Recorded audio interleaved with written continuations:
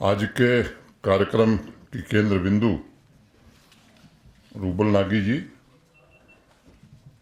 राजभवन के additional secretary और director information Shri Akshay Labru जी, सभागार में उपस्थित डॉक्टर दर्शना अंद्राबी जी, अल्ताफ बुखारी साहब अभी जिनको आपने सुना, विक्रमादित्य जी,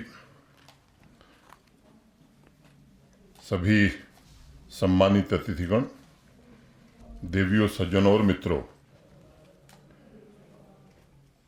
मैं बात शुरू करूं उसके पहले शोपियां में आतंकी हमले में शहीद हुए पूरन कृष्ण भट्ट जी तथा उत्तर प्रदेश के 2 श्रमिकों राम सागर एवं मनीष को आदरपूर्वक श्रद्धांजलि अर्पित करना चाहूँगा।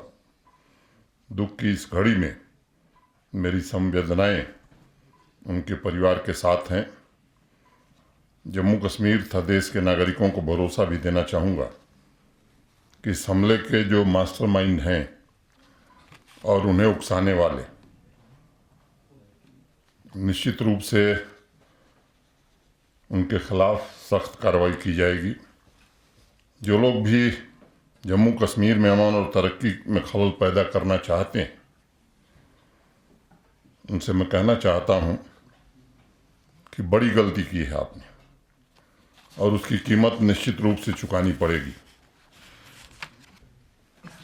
मैं अभी पुस्तक की बात करूंगा और चूंकि प्रेस के भी कई मित्र हैं तो मैं अपना वक्तव्य समाप्त करूं, उसके बाद प्रश्न पूछे जाएं। मैं समझता हूं कि मुझे कुछ ऐसा कह देना चाहिए कि प्रश्नों का उत्तर यहीं से ख़त्म हो जाए।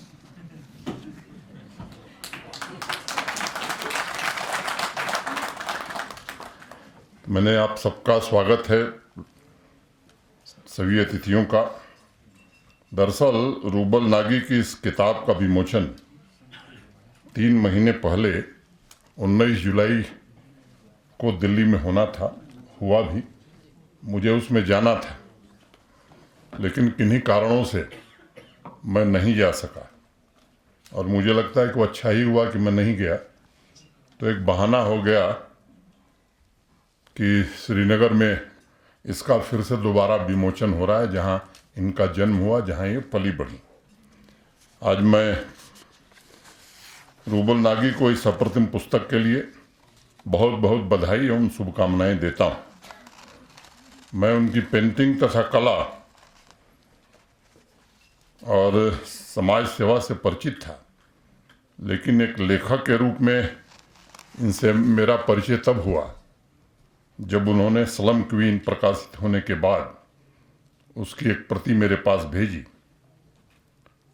अब आप देखिए तो 42 साल की उम्र ऑटोबायोग्राफी लिखने के लिए बहुत छोटी उम्र है, लेकिन ये भी सच है कि जिंदगी को लंबी आयु से नहीं बल्कि जीवन की परिपूर्णता से नापा जाता है।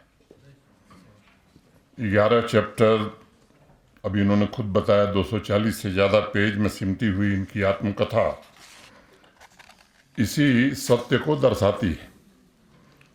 विज्ञान के क्षेत्र में पिछले कुछ वर्षों में एक्सपेंडिंग यूनिवर्स की चर्चा बड़ी हम सुनते हैं, यानी विश्व भौतिक रूप से बड़ा हो रहा है, लेकिन उसके साथ साथ वो आत्मिक रूप से नज़दीक भी आया है। ये भी एक दूसरा पहलू है उसका।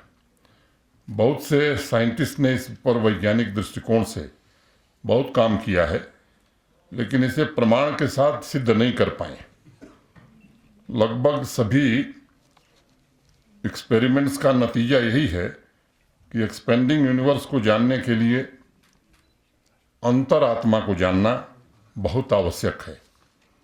यूनिवर्स का विस्तार वही समझ सकता है जो सृजन करता है, क्रिएशन करता है, और सृजन की प्रक्रिया में ही उसे महसूस किया जा सकता है। एक कलाकार का हृदय बहुत ही संवेदनशील होता है, जिसे यह बात बिना कहे समझाई जा सकती है। उसके अंदर अस्तित्व के ऐसे अंश होते हैं कि वह जो भी काम करता है उसमें रचनात्मकता माने क्रिएटिविटी होती है, और आसपास जो घटित हो रहा है उन घटनाओं को बिना किसी बनावट या सजावट के जस का तस प्रस्तुत करने की आतुरता भी होती है।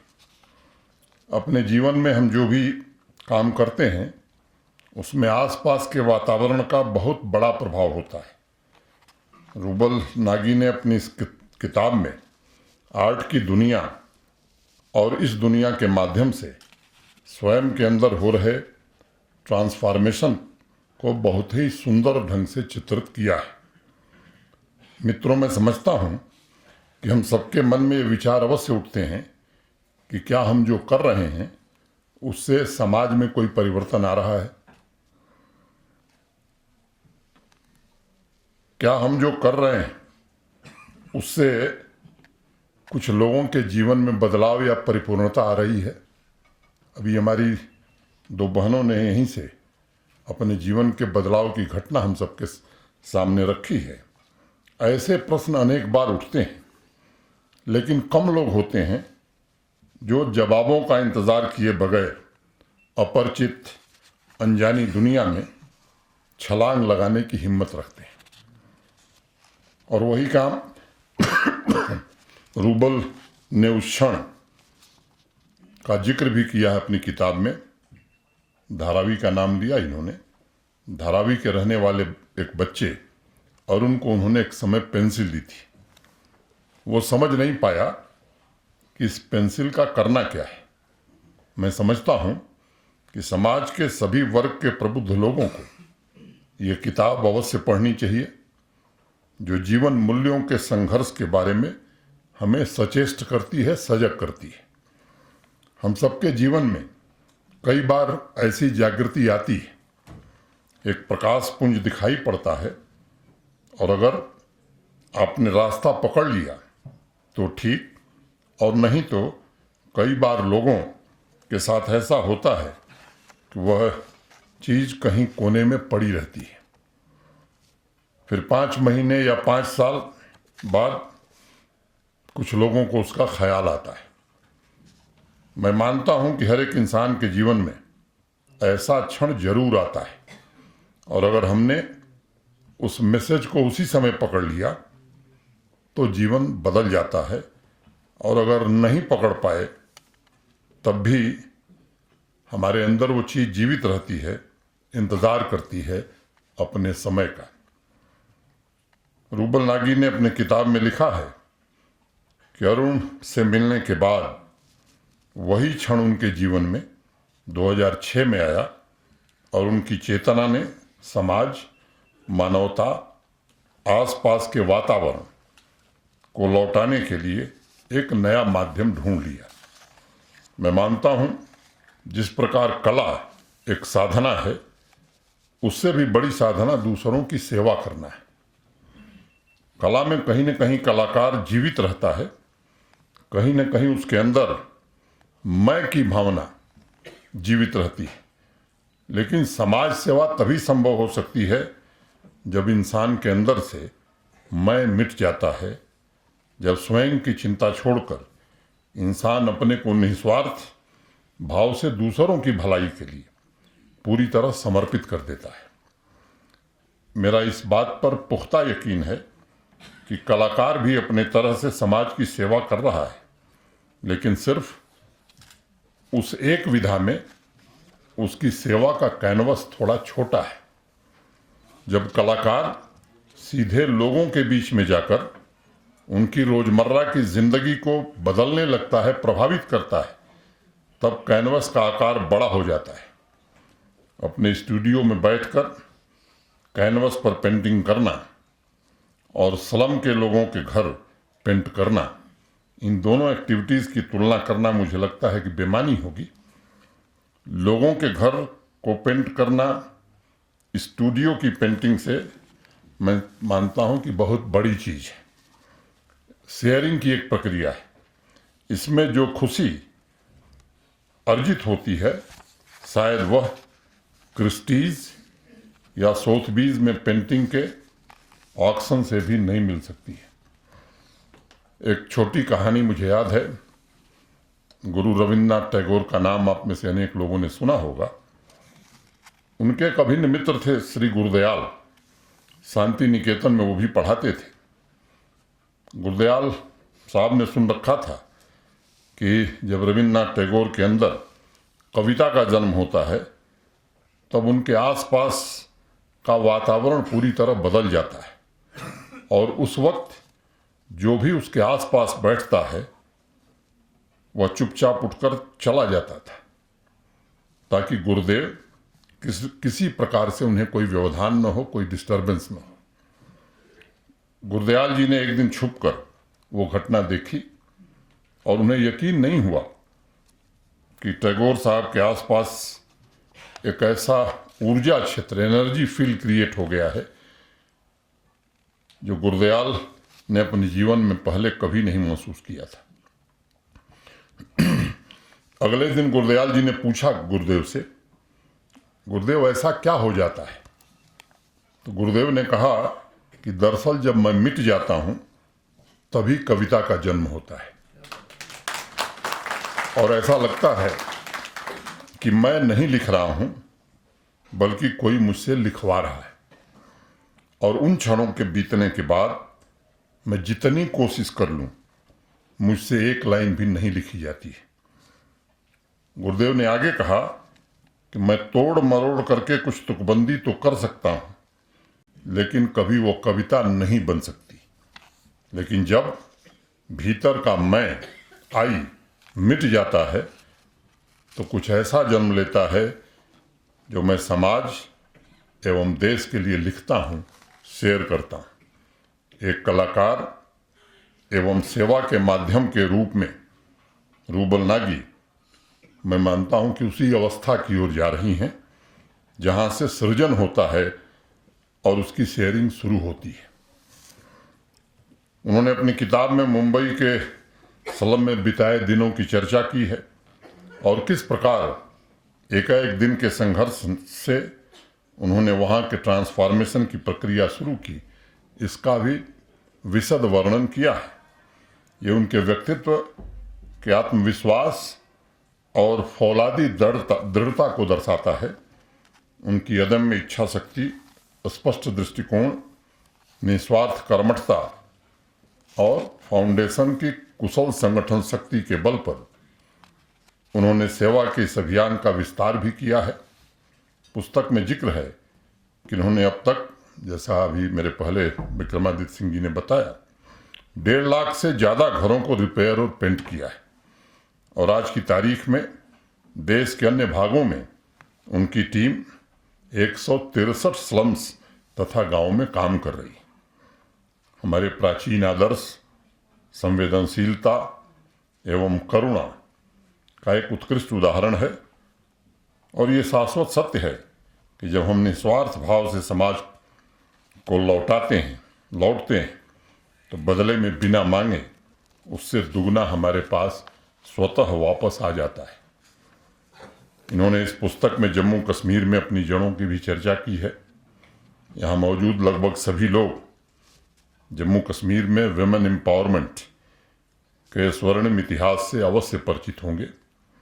देश की सबसे पहली महिला गुरिल्ला सेना जम्मू कश्मीर में ही बनी थी और नारी चेतना ने जम्मू कश्मीर के विकास में अपना अप्रतिम और बहुमूल्य योगदान दिया है। इतिहास इस बात का साक्षी है। आज़ादी के बाद के दशकों में महिला शिक्षा, महिलाओं के अधिकार तथा उनके सशक्तिकरण में थोड़ी कठिनाई आई, लेकिन मैं कह सकता हूं कि 2019 के बाद जो भेदभाव के कानून थे वो समाप्त हो गए और आज हमारी बहनें, बच्चियां, एंटरप्रेन्योर, शिक्षक, scientist, IT experts, in field क्षेत्रों में भी इनकी संख्या तेजी से बढ़ रही है। जिस विश्वविद्यालय के कन्वोकेशन में मैं गया, एक एक करके नाम लूँ उचित नहीं, तो 70% गोल्ड मेडल आज जम्मू कश्मीर में बच्चियां ही हासिल कर रही हैं। और मेरा पुरजोर विश्वास है कि हमारी बेटियां, हमारी बहनें हमारी मानवता का केवल आधा हिस्सा नहीं है, बल्कि जम्मू कश्मीर के विकास के प्रकाश पुंज के रूप में मैं इन्हें देखता हूँ। इस आधे हिस्से को उसका सही सम्मान, स्वतंत्रता, क्षमता और उनके विकास के अनुरूप वातावरण तैयार करने के लिए हम सब प्रतिबद्ध हैं। कोशिशें हुई हैं और मैं उसके विवरण में मैं बहुत नहीं जाना चाहता, लेकिन आज मैं कह सकता हूं कि लगभग 10,000 से ज़्यादा बच्चियां आज इंटरप्रेन्योर बनी हैं। ट्रेनिंग भी उन्हें दी जा रही है, आर्थिक सहायता भी दी जा रही है, मार्केट लिंकेज भी प्रोवाइड कराया जा रहा है। सेल्फ हेल्प ग्रुप लगभग 5 लाख के आसपास बने हैं। लगभग 6 लाख हमारी बहनें, जो ज़्यादातर ग्रामीण इलाकों की हैं, वो उससे जुड़ी हैं। हैंडीक्राफ्ट हो, ग्रामीण उद्यम हो, उनकी भागीदारी के कारण मैं समझता हूं कि अब आर्थिक स्वतंत्रता की दिशा में उन्होंने कदम बढ़ाया है। सेल्फ हेल्प ग्रुप के उनके उत्पाद अब अमेजॉन, फ्लिपकार्ट के जरिए देश विदेश में भी पहुंच रहे हैं। एक पूरा चैप्टर इन्होंने बदलते कश्मीर पर लिखा है। मैं कह सकता हूं कि वो स्पोर्ट्स का फील्ड हो, बिजनेस हो, पंचायती राज व्यवस्था हो, शिक्षा हो, एग्रीकल्चर और एलाइड सेक्टर, हार्टिकल्चर हो, हैंडीक्राफ्ट हो, आईटी सेक्टर हो, जम्मू कश्मीर की महिलाएं काफ़ी आगे आ रही हैं और इस यूटी के समग्र विकास का अभिन्न अंग बन रही। हर एक बच्चा स्कूल जाए, इसके लिए हम सब कोशिश कर रहे हैं। लगभग आज 28 लाख बच्चे पढ़ रहे हैं स्कूलों में। उनकी संख्या बढ़े, इसके लिए एक कैंपेन हम सब ने शुरू किया था, आओ स्कूल चलें, और एक तलाश सर्वे भी शुरू कराया था। और मुझे बताते हुए प्रसन्नता है कि पिछले वर्ष से इस वर्ष सरकारी विद्यालयों, सरकारी स्कूलों में लगभग 14.5% की वृद्धि दर्ज हुई। और उसमें 93,000 ऐसे बच्चे हैं जो स्कूल से घर जा चुके थे, उन्हें भी तलाश करके वापस स्कूल में लाया गया है। कोशिश हो रही है। वहीं दूसरी तरफ क्लासरूम से अलग हटकर टीचर स्टूडेंट्स के इन्वॉल्वमेंट के लिए मेंटरशिप का एक विशेष प्रोग्राम और गर्ल चाइल्ड के लिए, बच्चियों के लिए इससे भी बेहतर प्रोग्राम चलाने की कोशिश हो रही है। 14 हॉस्टल बच्चियों के इसी वर्ष हमने बना के तैयार किए हैं। आगे इस संख्या को और बढ़ाया जाएगा। वैसे ही जो समाज के कमजोर वर्ग के लोग हैं, गरीब वर्ग के लोग हैं, इनको भी अच्छी शिक्षा मिले, खासतौर से जो आदिवासी और अनुसूचित वर्ग के लोग हैं, तो कंटेंट युक्त टैबलेट, लैपटॉप काफ़ी संख्या में उन्हें दिया गया है। वोकेशनल कोर्सेस 1114 सेकेंडरी स्कूलों में शुरू किया गया है। 500 अटल टिंकरिंग लैब हमारी दिसंबर तक पूरी हो जाएगी। दिसंबर के बाद फिर अगले 500 अटल टिंकरिंग लैब का काम हम आने वाले 6 महीने में पूरे करेंगे। दलित समुदाय और आदिवासी समुदाय के 100 स्मार्ट स्कूल पिछले साल बन के तैयार हो गए। इस साल भी 100 बना रहे हैं और मार्च तक वो भी बन करके तैयार हो जाएंगे। स्कॉलरशिप की अगर मैं बात करूं तो संख्या में भी वृद्धि की है और धनराशि में भी, अमाउंट में भी काफ़ी वृद्धि की है। कॉम्पिटिटिव एग्ज़ाम्स के लिए भी कोचिंग का इंतज़ाम सरकारी तौर पर, और सिविल सर्विसेज हो या जम्मू कश्मीर प्रशासन की सेवाएं हों, इनके लिए भी अनेक प्रयास किए जा रहे हैं। मैं रूबल नागी जी द्वारा जम्मू कश्मीर के बारामूला, कुपवाड़ा जिलों में किए जा रहे कार्यों की भूरी प्रशंसा करता हूं। और अहमदपुरा में ट्रेनिंग स्किल डेवलपमेंट का जिक्र इस पुस्तक में है। मैं समझता हूं शिक्षा वो सबसे बड़ा माध्यम है जिसके जरिए महिलाओं को उनकी गरिमा का, उनकी आंतरिक शक्ति का एहसास दिलाया जा सकता है। इसलिए शिक्षा के क्षेत्र में जेंडर गैप कम हो, इसके सरकारी तौर पर भी प्रयास हो रहे हैं। और अभियान भी चलाए जा रहे हैं। एक और वाक्य जिक्र करके मैं आगे बढ़ूंगा। 1993 में हैदराबाद में एक वुमेन एंटरप्रेन्योर थी, रमा देवी। उन्होंने महिला उद्यमियों के लिए एक एक्सक्लूसिव इंडस्ट्रियल एस्टेट शुरू किया था। लगभग 29 साल बाद जम्मू कश्मीर का उधमपुर वो दूसरा स्थान होगा जहां विमेन एंटरप्रेन्योर्स के लिए इंडस्ट्रियल एस्टेट बनाया जा रहा है, और आने वाले 3 महीने में वो पूरा हो जाएगा, जहां केवल महिलाएं औद्योगिक विकास में गति दे सकेंगी। मित्रों, कलाकार की यात्रा कभी खत्म नहीं होती है। यह तो रूपांतरण की यात्रा है, और इस रूपांतरण को समझने के लिए पहले पेज से आखिरी पेज तक इस पुस्तक को पढ़ना बड़ा जरूरी है। आर्ट, समाज सेवा, राइटिंग का यह गिफ्ट रूबल नागी ने सभी बच्चों और स्टूडेंट्स को समर्पित किया है। मैं भविष्य में भी उनकी साधना एवं मानव सेवा जारी रहे, इसके लिए मैं शुभकामनाएं देता हूं, और उम्मीद करता हूं कि जैसा डॉक्टर अंद्राबी ने कहा कि आने वाले समय में और भी इस तरह का अवसर किसी और किताब के माध्यम से हम सबों को मिलेगा। अब मैं जिस बात को मैंने शुरू किया था पत्रकार मित्रों, मैं उसको 2 मिनट में ख़त्म कर देता हूं, क्योंकि इस कार्यक्रम के बाद आप इसी पर पूछेंगे।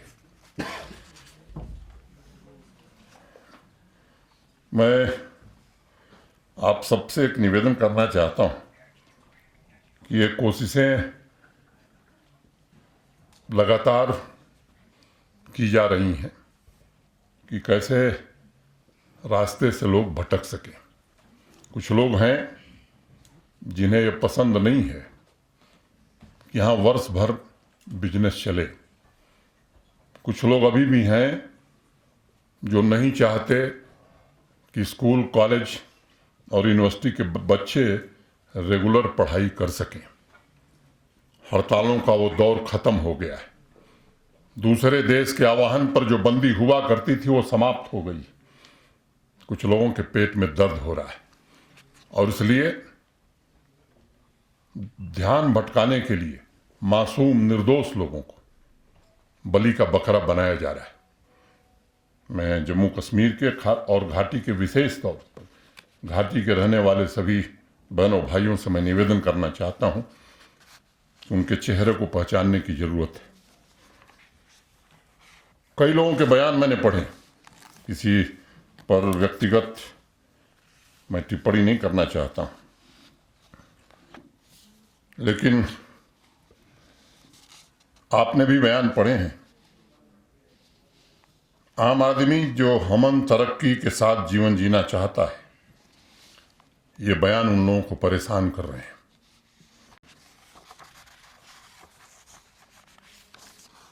कुछ लोग न्याय की बात कर रहे हैं। जस्टिस टू हुम,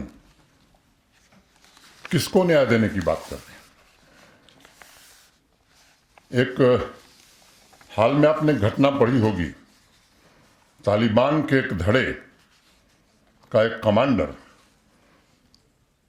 वो कुख्यात था अंधाधुंध हत्याओं के लिए। उसे दुनिया इसी के लिए जानती थी कि वो अंधाधुंध हत्याएं करता था।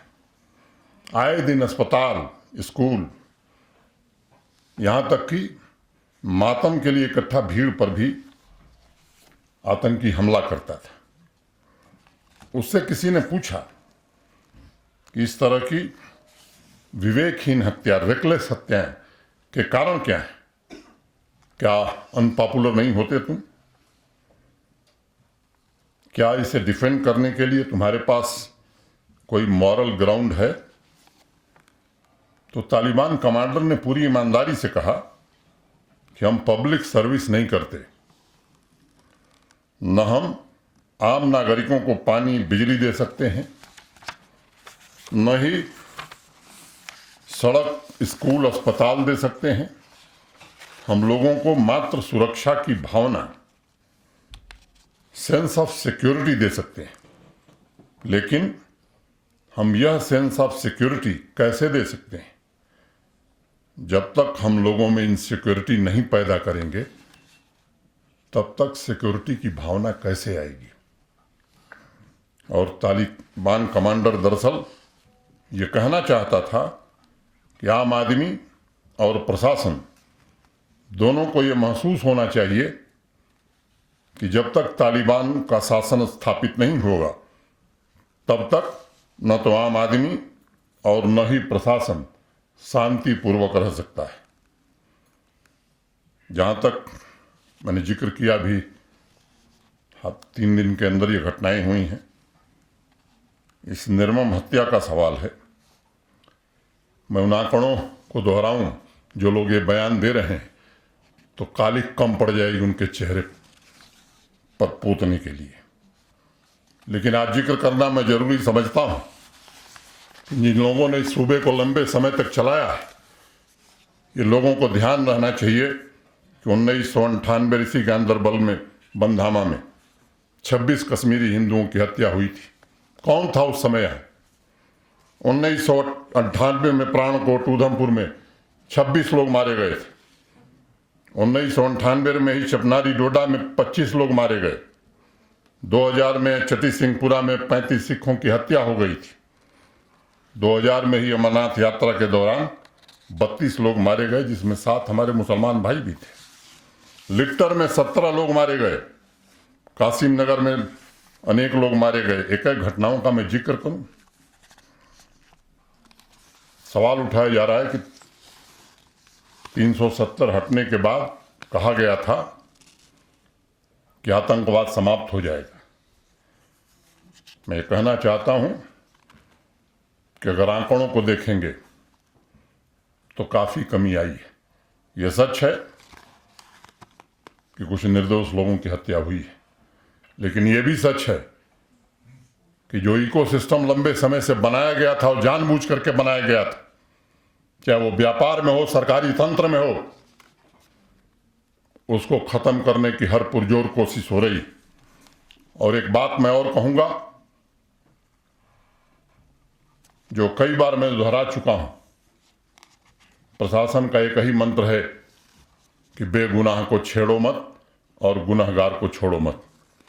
मुझे इस बात का संतोष है कि पिछले 2-2.5 वर्षों में किसी भी एक बेगुनाह आदमी की जान पुलिस या सुरक्षा बलों की गोली से नहीं गई।